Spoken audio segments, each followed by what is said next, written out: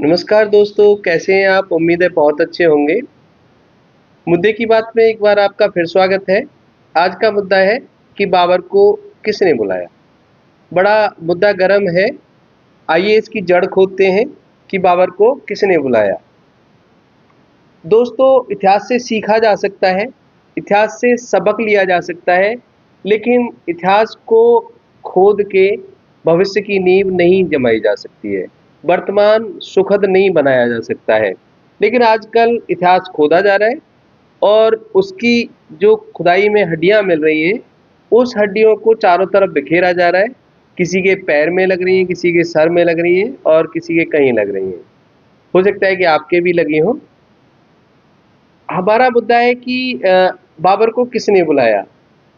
ये जो बहस है, ये बहुत बुरी तरह से जारी है। वोटखोर इस पे पूरा जोर लगाए हुए हैं कि बाबर को किसने बुलाया। वोट जो लेने की रीति नीति है, जो लोकतंत्र की सबसे बुराई है, बड़ी यही है कि वो वोट के लिए आदमी कहीं भी कितनी भी नीचे नीचाई तक गिर सकता है, जो लोग गिर रहे हैं आजकल। सालों पहले जिस इतिहास की हम बात कर रहे हैं कि बाबर का क्यों आया, किसने बुलाया, लेकिन मुद्दा है कि बाबर से पहले भी जब हमारे देश में पहले से ही मुस्लिम थे, लगभग 7वीं शताब्दी में ही मुस्लिम व्यापारी हमारे यहाँ आने लगे थे, अरब व्यापारी। व्यापार करने जो आते थे, साथ में वे अपना धर्म भी लाते थे और चाहे कोई लालच दे के, चाहे किसी तरह से भी धर्म परिवर्तन भी कराए जाते थे। यानी धीरे-धीरे करके 7वीं सदी में ही हमारे यहाँ भारत में मुस्लिम धर्म ने पाँव पसारने शुरू कर दिए थे। उसके बाद 711 ईस्वी में मोहम्मद बिन कासिम आया था। उसने सिंध पर आक्रमण किया था और वहाँ उसने अपना शासन जमा लिया था। अगर इसी बात को करें तो बिन कासिम के बाद भी छोटे-छोटे आक्रांताएँ आए और जगह-जगह उन्होंने अपने शासन जमाने शुरू कर दिए। 998 में महमूद गजनबी आया। आया तो वो लूट के इरादे से था, लेकिन जब उसे दिखाई दिया कि यहाँ तो शासन किया जा सकता है, तो उसने आके यहाँ पे शासन जमा लिया। 1175 में मोहम्मद गोरी आया था, सबको पता है। और जो मोहम्मद गोरी आया था, उसने भी यहाँ पे शासन किया। उसके बाद कुतुबुद्दीन ऐबक, खिलजी वंश, तुगलक, सैयद वंश, लोधी वंश, अनेक मुस्लिमों ने शासक किया। उसके बाद नंबर आता है बाबर का। यानी बाबर के आने से पहले हमारे यहाँ एक लंबा चौड़ा मुस्लिमों का इतिहास है। तो फिर ये बाबर पर चर्चा क्यों? मुस्लिम तो इससे पहले आ चुके थे और हमारे यहाँ शासन करने लगे थे। असल बात यह है कि बाकी मुस्लिमों को किसने बुलाया था? हो सकता है कि बाबर को किसी ने बुलाया हो, तो लेकिन बाबर को यहाँ शासन करने के लिए किसी ने नहीं बुलाया था। तो जब वो शासन करने के लिए नहीं बुलाया था, तो वो यहाँ केवल किसी की सहायता करने के लिए आया था और सहायता करने के लिए जब आएगा, तो या तो लूट करने आएगा या फिर कोई ना कोई उसे धन का लालच दिया गया होगा। तो जो सहायता के लिए बुलाया था, जो जितने में तय था कि इतने पैसे लेके जाएगा या इतनी लूट करके जाएगा, उसे वापस जाना चाहिए था। लेकिन वो यहाँ आकर जम गया और यहाँ पर आकर उसने शासन करना शुरू किया और उसके अगले आने वाले वंशजों ने, कई पीढ़ियों ने शासन किया। तो ये मुद्दा मुद्दा है जिसे ये वोटखोर उछाल रहे हैं।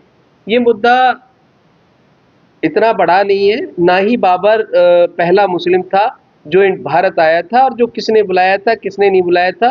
तो फिर इस पे विचार ही बेकार हो जाता है कि गद्दार कौन। हमें अगर वर्तमान भारत को समझना है और भारत का भविष्य बनाना है, तो बेरोजगारी, महंगाई, गरीबी और अपना उत्पादन बढ़ाने की क्षमता, महंगी होती शिक्षा, स्वास्थ्य, पर्यावरण संकट और जातियों और धर्मों में बटे भारत को एक करने के लिए प्रयास करने की ज़रूरत है।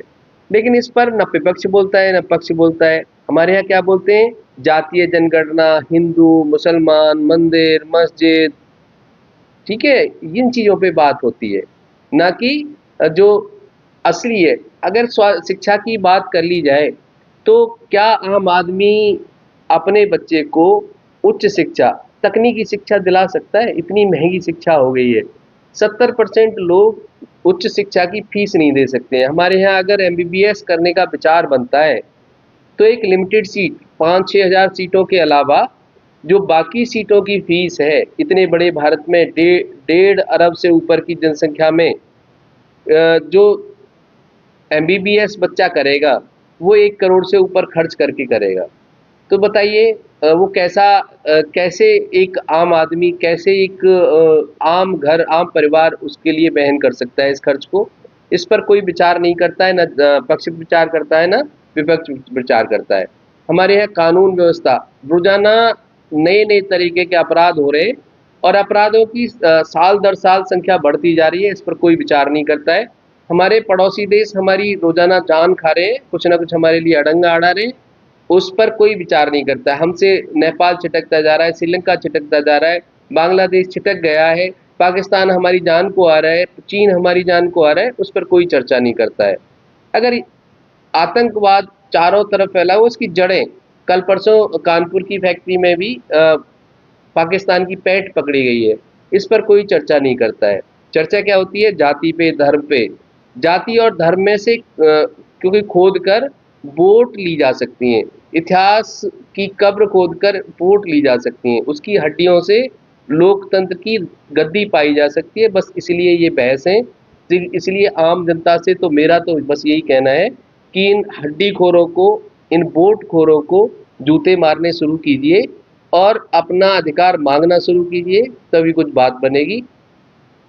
उम्मीद है आप इस तरह का करना शुरू करेंगे और मेरे वीडियो को भी आप शेयर करके, लाइक करके आगे बढ़ाएंगे, ताकि इस तरह की जो विचार है वो आगे बढ़ सके।